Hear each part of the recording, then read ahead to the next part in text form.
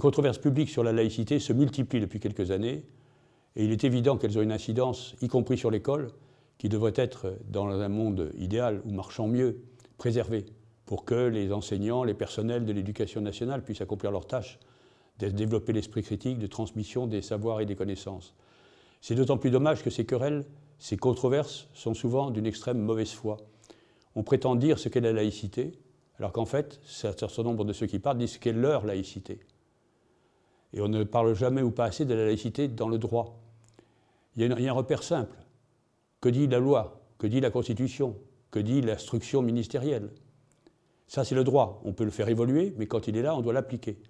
Et puis, qu'est-ce qu'on voudrait que soit la laïcité? Et donc, il y a un mélange complet où un certain nombre de partisans d'une laïcité que je qualifierais d'intégriste font la leçon aux autres et donc brouillent le message complètement pour les enseignants, pour les personnels éducatifs, ce qui est extrêmement dangereux.